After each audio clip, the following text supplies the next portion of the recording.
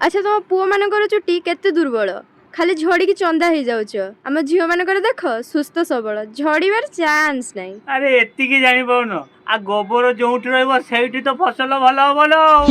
धन तू कन कहिदेलु कथाटा दुनिया रे सबुठु पवित्र खाद्य कोन कहले आ गुटुका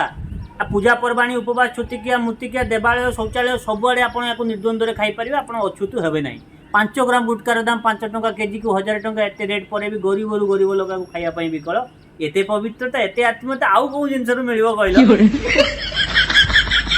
अच्छा आम झील मैंने बाहागर पर दिन ही शाशुघर को निजर कर रखी था आ तुम पुओ मैंने बाहागर 10 वर्ष पर भी शशुर घर को निजर कर पारनी। अरे या पछरे भी लॉजिक अछि ना। अरे झील मानक मुंडरे सिंदूर लागेला पर स्वामीर स्थावर अस्थावर संपत्तिर हाफ तांकर आ सेही बेनिफिट हमको मिलथला हम कोन ताको घर भाबी दंतु स्वर्ग स्वर्ग धन तू कन कहिदेलु कथाटा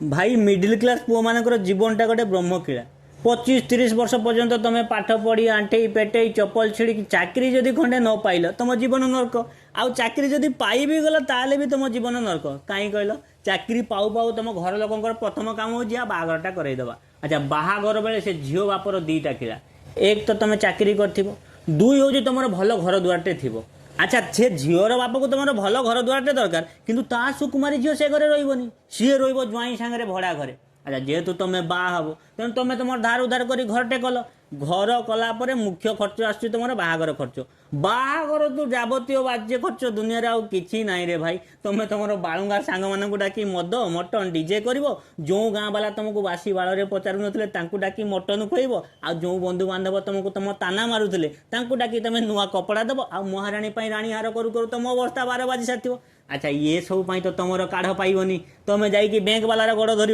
बैंक रो EMI सुझु सुझु तुम बयस 40 दृष्टिशक्ति क्षीण बीपी सुगर बात पित्त सबू कर आक्रमण तुम जीवनटा पूरा बासी तुम भोगिल अल्प सुझिल बेसी।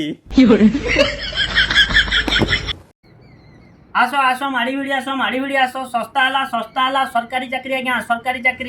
चाकरी आज्ञा कोउटा केते पडुची एटा आज्ञा आपनकर स्कूल टीचर पड़ियो 7.5 थिला को सस्ता कर देबे 7 रे नै जानतु ये आज्ञा आपनकर पोस्टल ये भी सही 7 रे आसीबो ये आपनकर SSC पडुची 10 लाख नेगोशिएट हेई परिबो ये किंतु आज्ञा आपनकर पंचायत एग्जीक्यूटिव ऑफिसर होउची एथरे 14 लाख रु गोटे टंका कम नेबे आज्ञा फिक्स रेट। अच्छा स्कूल टीचर को आप 7 लाख दौरान आ पंचायत को 14 लाख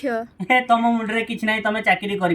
अयो एटी स्कूल तुम अंडा चाउल बिकी केते पाइबो एठी परा तुम मुह खोलिले तुमर उपरी चाकरी करिवो चाकरी। विद्यार्थीर 5टा लक्षण होउची काकचेष्टा बक ध्यानम स्वान निद्रा तथैव च अल्पाहारी गृहत्यागी विद्यार्थी 5 लक्षणम आ मु तो पछ सीट्र बसला वाला मोर कौन अच्छी मोर तो नास्ति चेष्टा नारी ध्यानम कुंभ निद्रा तथैव च मांसाहारी गृह प्रेमी मम सर्व खराब लक्षणम।